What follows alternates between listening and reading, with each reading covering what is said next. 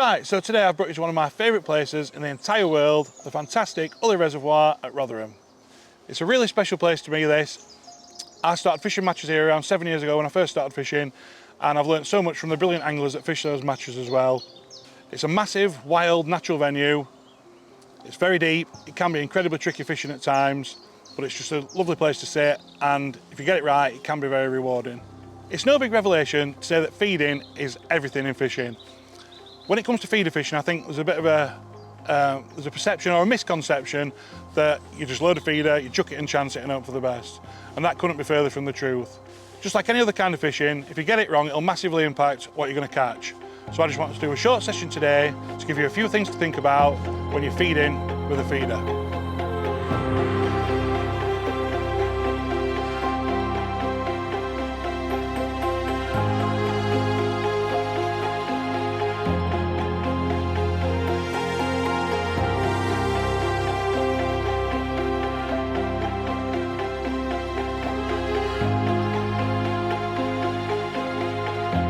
So, the first thing to consider when you're fishing a big natural water like this is where do we want to start fishing. We've got loads of options.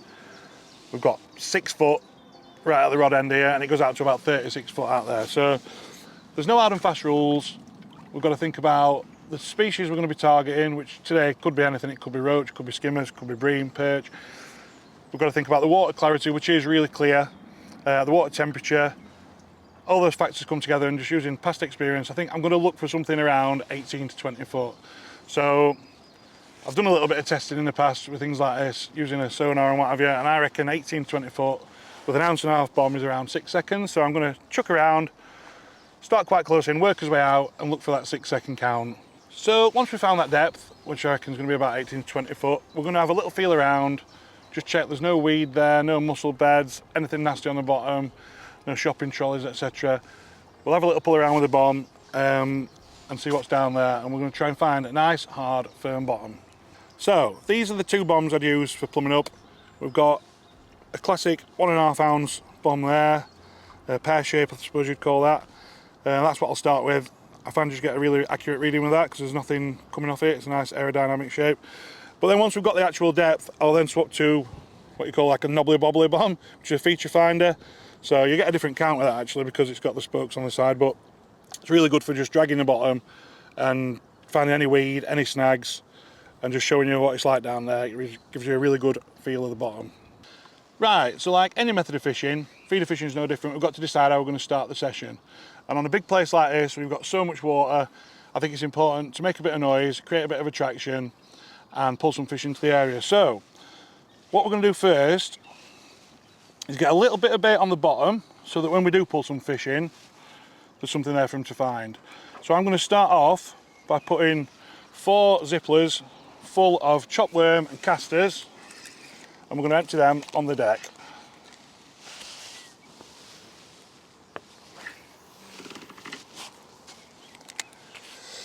So we're going to let that get all the way to the bottom.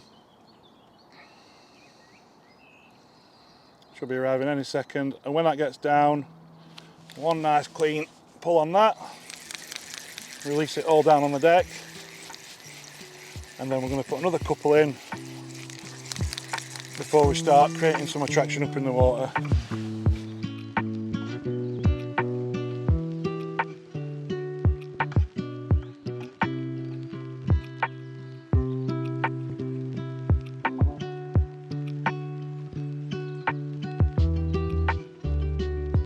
Right, so that's 4 in on the bottom, so there's something down there when we do pull some fish in, and now we're going to put a different feeder on and just empty a few halfway down, try and make a bit of noise and a bit of cloud to pull a few fish in for what is a big expanse of water. So we're going to swap to the old hex mesh. And now I'm going to go to the drier ground bait. I'm still going to put a few particles in and just a few live maggots which will help it want to release a bit more naturally. Squeeze that in a lot softer. I'm going to put 4 of them in upstairs, as I like to say. So we're just going to let that sink 4 seconds. Empty that. Obviously in a shallower venue, you could really go to town on this and use a really sloppy, cloudy mix. But because we're fishing in quite deep water, we're not going to do that today. We're going to let it get down a little bit. We don't want, it's not really going to achieve anything, creating a massive cloud in 18 foot of water. So want that halfway down again. Quick shake. We just want to get that bait falling through and just let the fish know that we're here. Right, so that's the bait fed. We've put 4 on the bottom with a zippler and we've put 4 in halfway with a hex mesh. Now, I like to use these zipplers. A, it casts really well because of the weighted bottom, but also it protects the bait really well on the way down, and more importantly, it empties really cleanly on the bottom because of the design. It's tapered at the bottom, so really good feeder for getting your bait down to the bottom. Then we've got the hex mesh for opening the bait on the top or halfway down. It allows more access to the water, and it just allows a bit more bait to come off on impact because it's exposed all the way around. The water can get at the ground bait, flush it out nice and easily, and it just creates more cloud and a bit of a column of bait as it's falling through the water. So you might be wondering why we've not used a bait up feeder like this, and in certain situations obviously you would do, but today, because we're trying to pull some fish from this big body of water, I think the more you cast the better. So I'd rather do 8 or 10 casts with a smaller feeder than just 1 or 2 with that. Right, so we'll have a little look at the bait we're using today. Very natural selection of baits, and we'll start with the ground bait, which is one of my favourite silverfish mixes on natural venues. Obviously this place doesn't get carp fish or anything, it sees no pellets or fish meal, so it's very much a cereal biscuit based mix. And we've gone with 1 part Sonobaits Banoffee, and the other 50% are made up of 1 part G5 and 1 part Frenzied Hemp Dark. Really biscuity, cereal based ground bait, which is great for any species we might be targeting today, which could be roach, skimmers, hybrids, bream, and everything will eat that really. Then we've got, for the hook bait options, we're really going to be using mainly floating maggots. So they've been floated up last night in a bit of coke. Great bait on here, that in this deep water.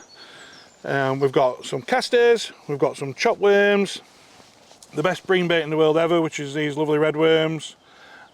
We've got some dead red maggots, and of course a load more dendrobinas there for chopping, or even slipping one of those on the hook if we need to. So yeah, really simple selection, all natural stuff, and I reckon the floaters are going to do the business today. Right, so we've fed the peg, now we're going to start fishing. And I think the key thing to think about is we're still in that attraction phase, so we're going to start with a long hook length, about 75 centimetres. We've got a cage feeder, still a hex mesh, 30 gram. So that's going to give off a bit of bait on the way down, but most of that will get to the bottom. And we're just going to keep active. Before we know there's any fish in the peg, there's just no point sitting with the bait on the bottom doing nothing. We've got to keep that bait falling through the water. So I'm going to look to have a cast every 30 seconds to a minute, I would have thought, unless we start getting bites. So this active style of fishing, something I really enjoy. It's something we do quite a bit of when we're going down to places like Tamar and fish at places like Ulley Reservoir and venues like that. It's a far cry from the traditional way of doing things, where we'd put a big bed of bait out. Places like Ferry Meadows, you still do that. You feed quite a quantity of bait at the start, and then it's all about waiting for a bit of a visit or two. This style of fishing, you've got to be more proactive in deep water. You've really got to keep working hard and try and draw some fish into your peg, and then it's a real balancing act once the fish arrive. It's a real balancing act between catching fish down on the bottom and attracting more fish. So you're constantly playing with your ground bait, your feeders, where your bait's releasing in the water column, to try and keep bites coming.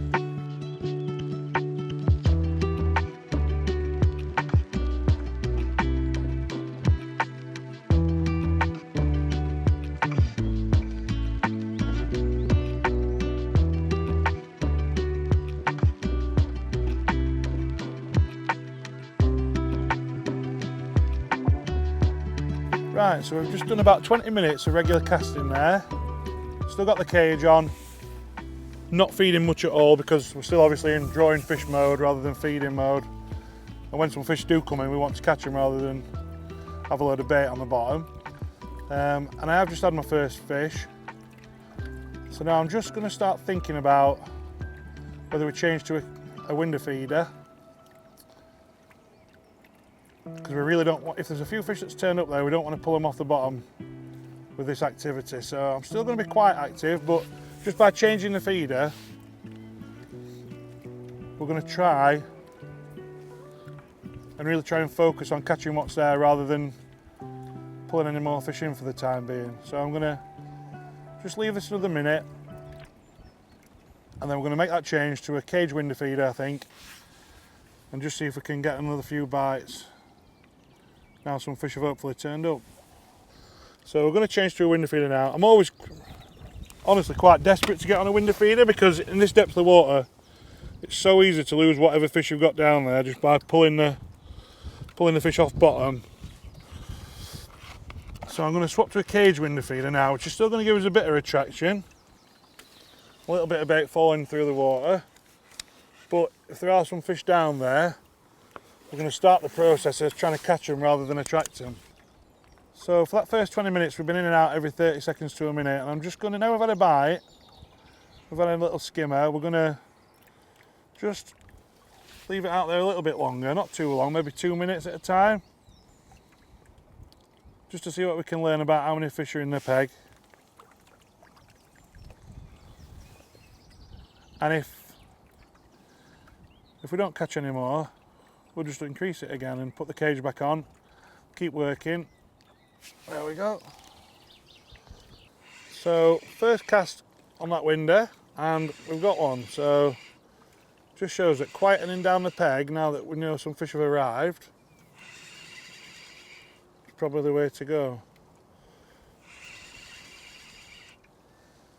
Still being pretty frugal with the bait in the feeder because we want to catch them rather than feed them, and looks like it's a decent fish actually. We've just got to get it past this armada of pike that have gathered in front of us.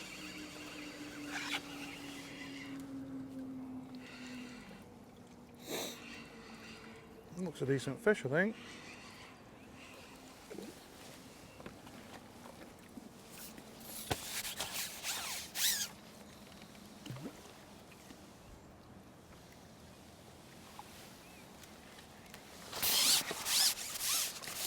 He's made it unscathed.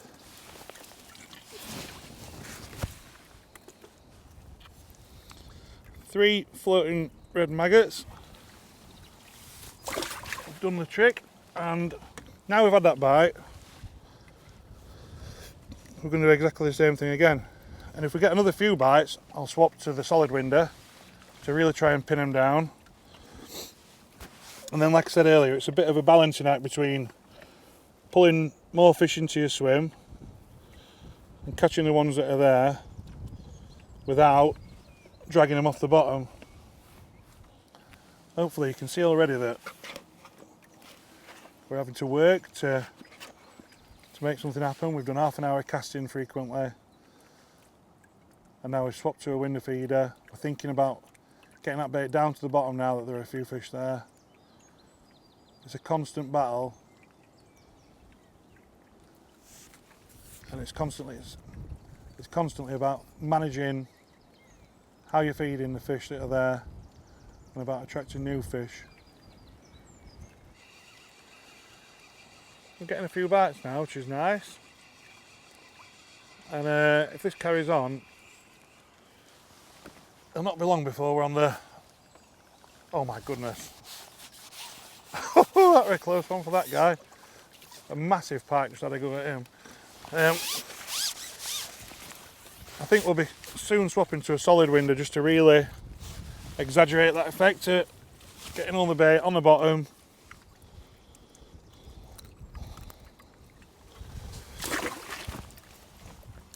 And making sure we don't pull these fish that are now obviously settling. We don't want to pull them fish up off the deck. You've got to remember, the fish don't really want to be down there. It's not the natural place for them to be. So any excuse to come up,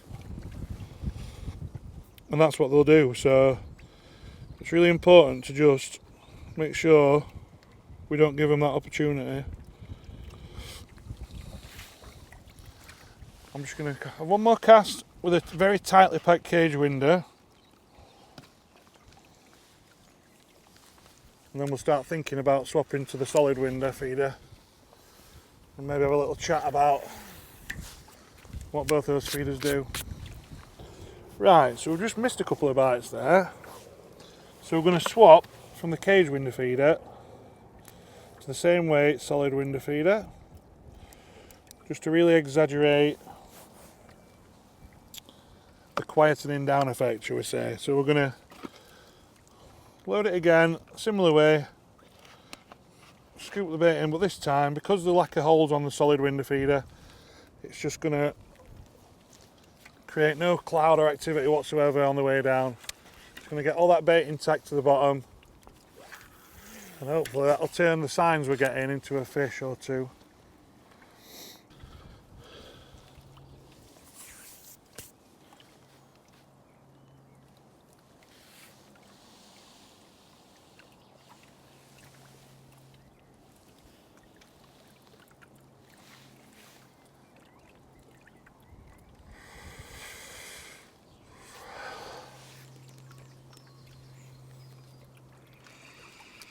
There we go, first cast on that solid window feeder. It just took a little bit longer to develop, that bite, but still, only 2 minutes, but just shows that when your peg is a little bit scatty and you've got a few fish there, doing everything you can to calm everything down.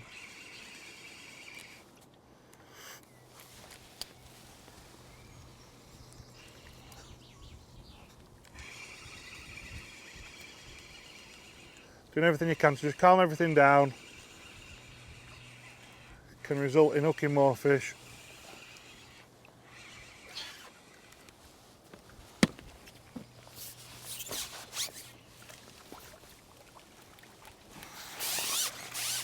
Lovely new silver skimmers, these. Brilliant.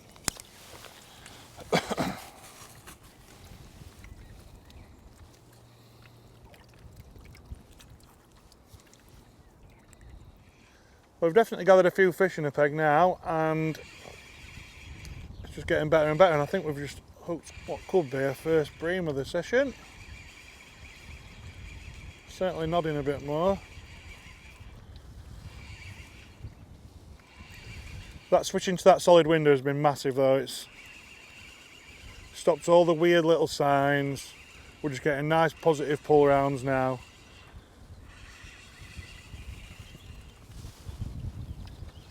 And at the minute, I think we can just keep doing what we're doing and catching some fantastic big skimmers like him. We've just got to be aware of what we're doing with the feed in the feeder. We don't want to, as I've said before, encourage these fish to come off the bottom while ever they're happy and having a feed down there. We want to keep doing what we're doing and keep them nailed to the bottom. Right, so before we cast out again, I'll just show you what we're putting through the feeder at the minute. Now we've got some fish down there, so I'm mainly feeding casters today and they seem to be liking them, so I'm putting a good pinch of casters in there, nice bit of chopped worm, and I'm just going to scoop all that in and really press it in quite hard with a good smearing of ground bait, so that's all going to get down to the bottom intact. Right, so we're a couple of hours into the session now, and to be honest, it's gone quite a lot better than I expected. I thought it was going to be really quite hard today. Obviously there's been no matches fished on this venue since March, and there's not many pleasure anglers come on nowadays, unfortunately, and I've been walking around this last week and seen one person fishing right down the neck end, and he'd not caught a great deal, so we were a little bit concerned about how many bites we'd get today, but it has been a really good start. So, but the last couple of casts I've not had an indication, so I'm just thinking about popping a cage back on I'm just going to do that now actually. I'm going to stick the cage back on, the zippler, and just empty a couple of feeders just off bottom.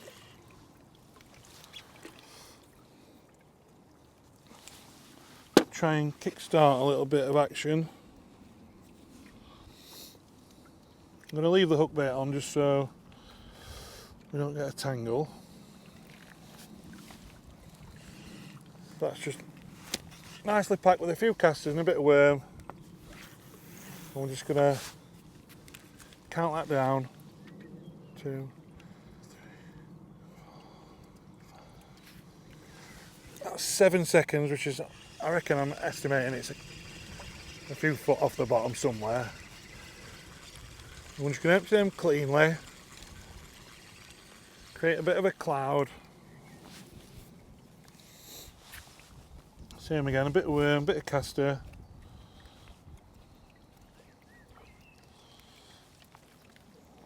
Don't mind if there's a bit falling off as it comes through the water.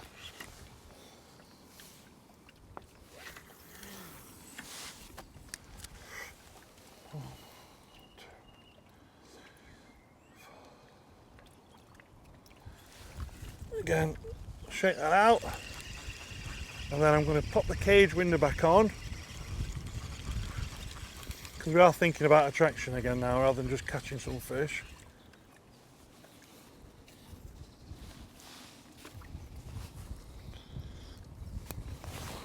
Pop the 30 gram cage back on.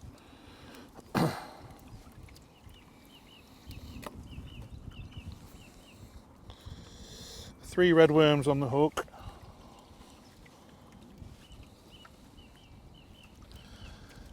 Because we've got the cage window on now, I'm just going to squeeze that in a bit harder. Make sure it all gets down intact. And just see if that little cloud will get us a bite again.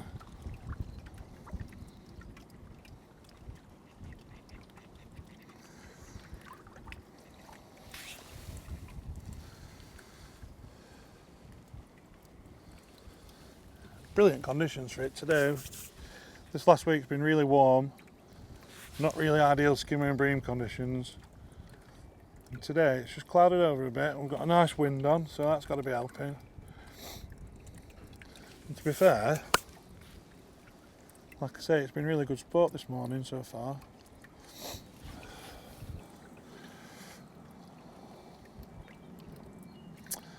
So best hook bait today I think has been 2 or 3 red worms. We've started off on floating maggots, just to try and keep that bait suspended as long as possible, and that got us a few early bites, but it soon became apparent that skimmers had moved in, and then it was straight onto the red worms, and that cloud has just done the trick there straight away. Seems like a better fish this time.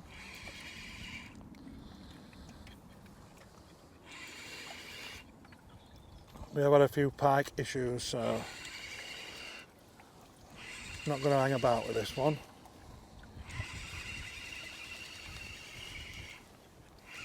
Got some decent gear on now, size 14 hook to the 014 exact hook length line.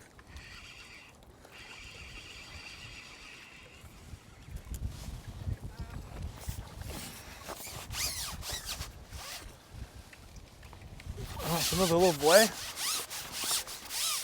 big skimmer. Look at that, another belting skimmer. That changes relay, made an impact there. Hopefully now we'll have another little run.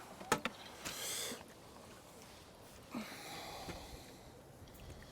that just shows again how you can't sit there hoping that you're just going to start getting bites again. You've always got to be trying to make something happen. Yeah, we might have got a bite if we'd have left that in 10 minutes, but especially if you're match fishing, you've got to be proactive and constantly be thinking about how you can just get those extra bites that bit quicker. Right, so the feeders we've been using today, I think I could essentially come to a venue like this with just 3 styles of feeder. And that would be the X-Mesh cage, bullet style, so it casts really well. But it's really versatile with how you can load the bait, because it's got this base bit on. You can cast sloppy ground bait quite a long way with that. You can also fish really dry ground bait and heavy ground bait, so you can make it do whatever you want to do.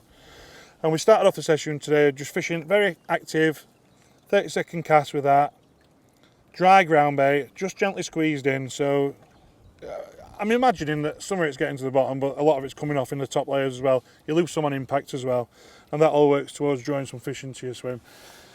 And then as soon as we had the first bite, we swapped to the cage window, which has some of the same properties as the hex mesh, as it hits the water, you're going to get a bit of ground bait coming off it, but it basically protects your particles all the way down to the bottom because it's got the solid bottom on it, and it falls bottom first. And then these empty a lot cleaner than what we actually went on to next, which is the solid window. So once we started getting a fair few bites, there's just nothing better for feeding your swim than these. You can fill it fully with particles, and basically we're just getting the casters in there like that and some chopped worm, smearing it off with a little bit of ground bait. Give it a good press and that'll get right to the bottom, no problem. And within 30 seconds your ground bait melts away and the particles come out. So it's just a case now of rotating between those feeders as and when we feel like we need to change things. If there's still some fish there but we just want a little bit more activity, we'll fish the cage window like we are doing now.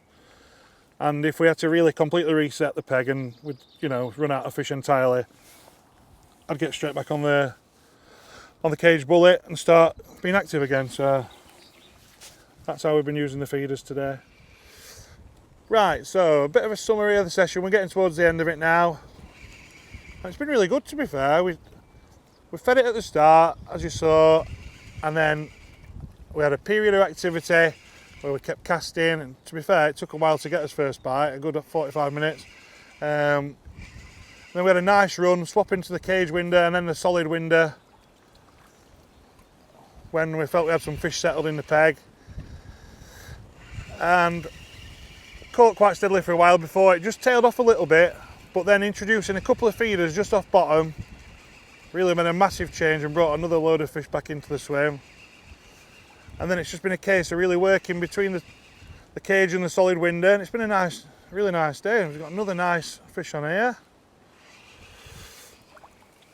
We've had some pike issues, to say the least, but now the stamp's improved a bit, it's not been so much of a problem. Might be a right pike to take in, wouldn't it? So another fantastic fish, that. And it just shows you that just because it's feeder fishing, it's no different to pole fishing or any other kind of fishing. You've got to keep monitoring what you're doing with your feed, how much you're putting in and how you're putting it in, to make sure you keep catching fish, which is what it's all about, of course. So we're going to see if we can just catch one more.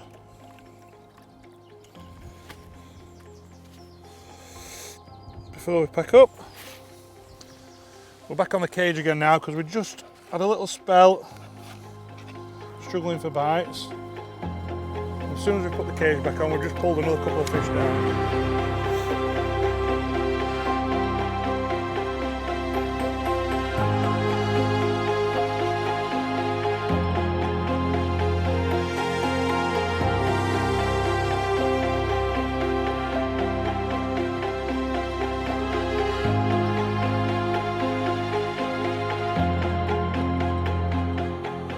So there we go, one last fish to end the session. We've had a great day at Ulley, and I hope you've enjoyed it and picked up a few things along the way. Don't forget to like and subscribe, and we'll see you again soon.